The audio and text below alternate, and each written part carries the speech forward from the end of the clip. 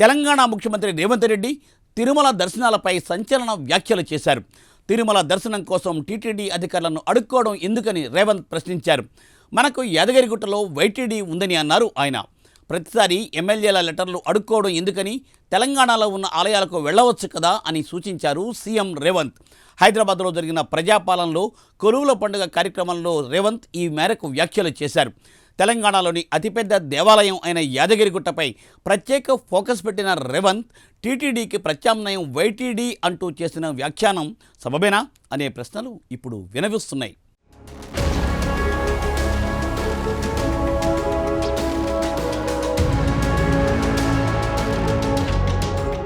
తెలంగాణ ప్రజాప్రతినిధులకు తిరుమలలో సరైన గౌరవం ఇవ్వడం లేదని ఆరోపణలు వచ్చాయి. ఎమ్మెల్యే సిఫార్సు లెటరు ఇచ్చినప్పటికీ టీటీడీ అధికారులు పట్టించుకోవడం లేదని కొందరు ఎమ్మెల్యేలు, ఎంపీలు చెప్పారు. దీనిపై ఏపీ ప్రభుత్వం టీటీడీ అధికారులతో సీఎం రేవంత్ రెడ్డి మాట్లాడాలని కొందరు నేతలు కోరారు. ఈ నేపథ్యంలో సీఎం రేవంత్ రెడ్డి చేసిన వ్యాఖ్యలకు ప్రాధాన్యత ఏర్పడింది. అసలు రేవంత్ ఏమన్నారంటే, తిరుమల వెంకటేశ్వరుడి దర్శనం గురించి ఏపీ ప్రభుత్వాన్ని, టీటీడీ అధికారులను ప్రతిసారి అడుక్కోవడమేంటి? వాళ్లకు టీటీడీ ఉంటే మనకు వైటీడీ ఉంది. యాదగిరిగుట్ట దేవస్థానం లేదా? మనకు భద్రాచలంలో రాముడు లేడా? మనకు శివాలయాలు తక్కువున్నాయా? తిరుమల వెళ్లి బతిమాలుకునే బదులు మన తెలంగాణలోని దేవాలయాలకు వెళ్లొచ్చు కదా అని అన్నారు. అద్భుతమైన సాంస్కృతిక వారసత్వం మన తెలంగాణ సొంతం కాదా అని ప్రశ్నించారు. మన ప్రాంతాలను మనం అభివృద్ధి చేసుకోవాలన్నారు. సిలికాన్ వ్యాలీయే ఇప్పుడు తెలంగాణ వైపు చూస్తోందని, నిన్ననే మెక్డొనాల్డ్ కంపెనీ హైదరాబాద్కు వచ్చిందన్నారు.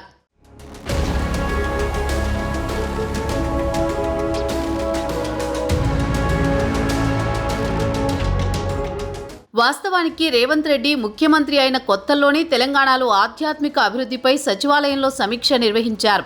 టెంపుల్, హెల్త్, ఎకో టూరిజం అభివృద్ధికి వేర్వేరుగా పాలసీలను రూపొందించేలా నిర్ణయం తీసుకున్నారు. ఇప్పటికే తిరుమల తిరుపతి దేవస్థానం బోర్డు తరహాలో యాదగిరిగుట్ట టెంపుల్ బోర్డు ఏర్పాటు చేయాలని రేవంత్ రెడ్డి అధికారులను ఆదేశించారు. టీటీడీ తరహాలోని యాదగిరిగుట్ట బోర్డుకు స్వయం ప్రతిపత్తి విధి విధానాలు ఉండేలా అవసరమైతే చట్ట సవరణ చేయాలన్నారు. యాదగిరిగుట్ట ఆలయ రాజగోపురానికి బంగారు తాపడం పనులతో పాటు అర్ధాంతరంగా ఆగిపోయిన ఆలయ అభివృద్ధి పనులకు కొనసాగించేలా చర్యలు చేపట్టారు. యాదగిరిగుట్టపై స్పెషల్ ఫోకస్ పెట్టిన సీఎం ఇప్పటి వరకు ఆలయంపై సమగ్ర నివేదికను రప్పించుకున్నారు. యాదగిరిగుట్టకు వచ్చే భక్తుల సౌకర్యాలు, కాటేజీల నిర్మాణాలకు దాతలు, కార్పొరేట్ సంస్థల సహకారం తీసుకోవాలన్నారు. భవిష్యత్తు అవసరాలను దృష్టిలో ఉంచుకుని యాదగిరిగుట్టను అద్భుతంగా తీర్చిదిద్దాలని ముఖ్యమంత్రి చెప్పారు. యాదగిరిగుట్టతో పాటు కీసరగుట్ట రామలింగేశ్వర స్వామి ఆలయాన్ని రామప్పగుడి ఆకృతితో అద్భుతంగా పునర్నిర్మించాలని ఆదేశించారు. ఇలా రేవంత్ రెడ్డి అధికారంలోకి వచ్చిన నాటి నుండే రేవంత్ యాదగిరిగుట్టపై సమాలోచనలు జరిపారు. సీఎం ఆదేశాల మేరకు యాదగిరిగుట్ట ఆలయానికి ధర్మకర్తల మండలి ఏర్పాటుకు కసరత్తు వేగవంతంగా జరిగింది. మంత్రి కొండా సురేఖ ఇందుకు అవసరమైన కార్యాచరణ రూపొందించారు. 18 మంది సభ్యులతో వైటీడీ బోర్డు ఏర్పాటు చేస్తామని, బోర్డు పదవీకాలం 2 సంవత్సరాలుగా నిర్ణయించామని, సీనియర్ ఐఏఎస్ అధికారి ఈవోగా నియమించనున్నట్టు సురేఖ అసెంబ్లీ వేదికగా వెల్లడించారు. అలాగే కోట్ల రూపాయలు ఖర్చు చేసి ఆలయాన్ని అభివృద్ధి చేస్తున్నట్టు తెలిపారు. సమర్థమైన పాలక మండలిని ద్వారా యాదగిరిగుట్ట క్షేత్రాన్ని మరింత అభివృద్ధి చేసేందుకు కాంగ్రెస్ ప్రభుత్వం ముందుకు వెళుతోంది. ఏడాదికి 100 కోట్ల ఆదాయం వచ్చే ఆలయాలన్నీ దేవాదాయ శాఖ పరిధిలోకి వస్తాయి కాబట్టి వైటీడీ బోర్డు బడ్జెట్ ప్రభుత్వం ఆధీనంలోనే ఉంటుందని, బోర్డు ఆధ్వర్యంలో యాదగిరిగుట్టలో విద్యా సంస్థలను, ఆధ్యాత్మిక పాఠశాలలను నెలకొల్పి నిర్వహించేలా ప్రణాళికలు రూపొందించారు.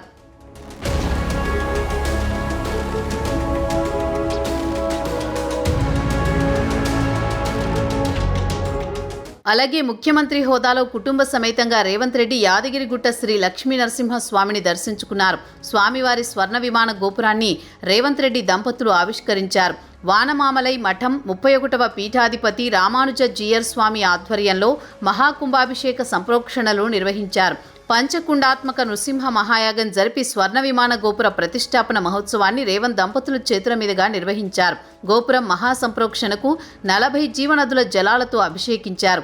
స్వర్ణ విమాన గోపుర ఆవిష్కరణ క్రతువును వైదిక బృందం వేదమంత్రాలతో శాస్త్రోక్తంగా నిర్వహించి ప్రత్యేక పూజలు నిర్వహించారు.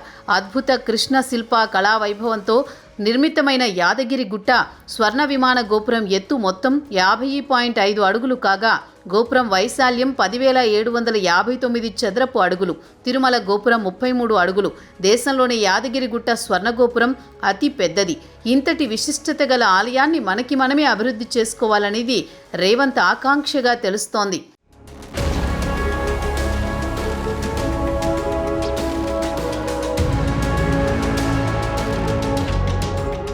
అలాగే తన పుట్టినరోజు సందర్భంగా మరోసారి యాదగిరిగుట్టకు వెళ్లిన రేవంత్ రెడ్డి అక్కడే కీలక ప్రకటన చేశారు. యాదాద్రి పేరును కాస్త యాదగిరి గుట్టగా మారుస్తున్నట్లుగా అధికారికంగా ప్రకటించారు.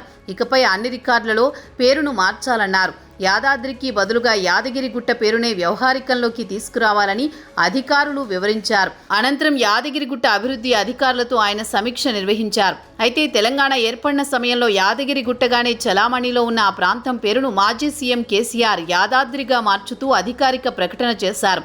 యాదగిరిగుట్ట పేరును మార్చడంతో పాటు ఆలయాన్ని తిరుమల స్థాయిలో అభివృద్ధి చేయాలని కేసీఆర్ భావించారు. యాదగిరిగుట్టకు యాదాద్రి అన్న పేరు చిన్నజీయర్ స్వామి సూచించారనే ప్రచారం సాగింది.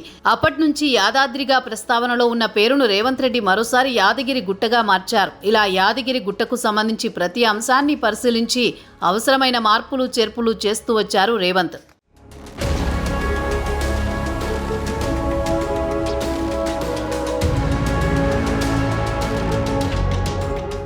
మరోవైపు ఆలయాల విషయంలో వ్యాఖ్యలు చేసేటప్పుడు నిర్ణయాలు తీసుకునే ముందు జాగ్రత్తగా వ్యవహరించాలని రేవంత్కు హిందూ మత పెద్దలు సూచిస్తున్నారు. తిరుమల విషయంలో రేవంత్ తప్పు మాట్లాడకపోయినా ఆయన చెప్పాలనుకున్న అంశాలను మరింత మృదువుగా చెప్పి ఉండాల్సిందని హితవు పలుకుతున్నారు. మీకు టీటీడీ, మాకు వైటీడీ అంటూ దేవుళ్లను పంచుకున్నట్టు మాట్లాడడం సబబు కాదని, దైవం విశ్వవ్యాప్తం కాబట్టి ఏ దేవుడైనా అందరికీ దేవుడే అంటున్నారు. ప్రభుత్వాలు అడ్మినిస్ట్రేషన్ పరంగా సమస్యలను చర్చల ద్వారా అధిగమించాల్సిందని సూచిస్తున్నారు.